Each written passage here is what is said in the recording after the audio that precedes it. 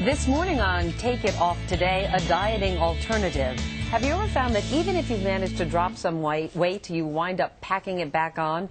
The solution may be putting your brain on a diet.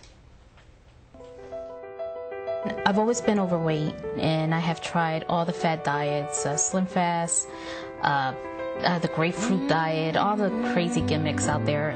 Maria Lugo-Perrin was no stranger to dieting. Still, nothing she tried worked. The weight kept coming back. You just get bored. You get tired of the same foods, and you just start venturing, oh, let me get a cheesesteak today, and so forth. By the spring of 2006, Maria weighed over 241 pounds. The shame made her a prisoner in her own home. I didn't want to go anywhere. I would keep the windows, the curtains shut. It was just, I felt dead.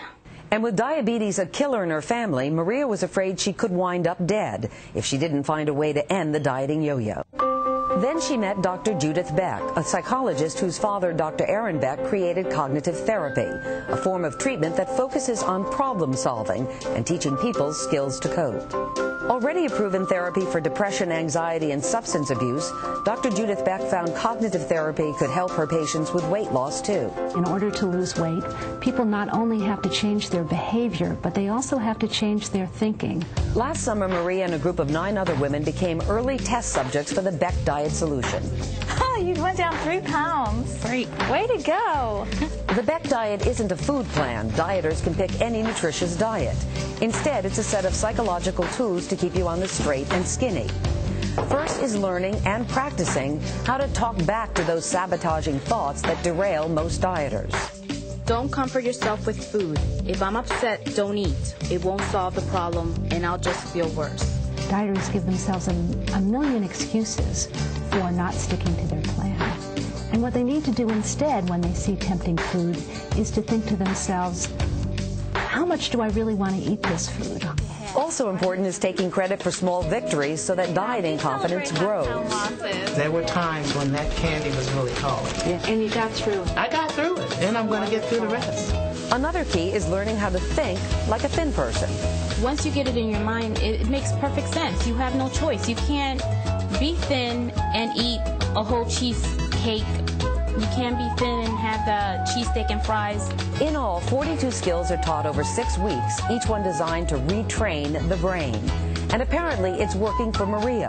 She's dropped over 50 pounds so far, and she plans to lose another 55. More importantly, she intends to keep the weight off for life. I just feel great. I feel like I can face the world and watch out. Madeline Fernstrom is today's diet and nutrition editor, and she's also the director of the Weight Management Center at the University of Pittsburgh. Madeline, good morning to you. Good morning, Meredith. Now, you say there is no such thing as a one-size-fits-all diet. Why does this Beck diet seem to work for somebody like Maria? For Maria, she needs to get some emotional support, wondering why does she choose apple pie instead of an apple. She knows the right things to do, and so this provides some strategies. You write things down, you write your feelings down, and you get some practical strategies to stay on track to block emotional eating and stress eating. And you have a buddy, too, that helps you out. And you have a buddy. Everyone needs support no matter what plan you're on, and this is really important, whether it's a friend, a relative, or a group, someone who can help you in the hard times. But again, it's not the best diet for everybody, and you have some alternatives that you think work quite well. One is volumetrics. Okay.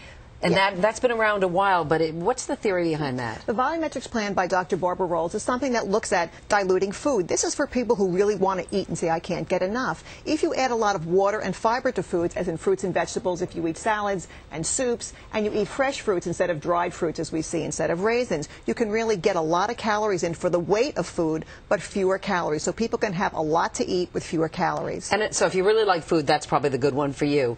You also have a diet here, a diet plan called Step Diet. Who's that for? Okay. The Step Diet by Dr. Jim Hill is something that can help people connect activity. Patients ask me every day, well, you know, does walking really help? It doesn't really burn any calories. Exercise is key to weight loss. This comes with a pedometer, a little walking meter to monitor your steps, and helps you to translate how many steps are going to be in a cheeseburger or a turkey sandwich. So it really helps to engage you in physical activity and show you that it works. So think about who you are as a person and select the right diet. That's Madeline right. Fernstrom, thank you very much. Good information.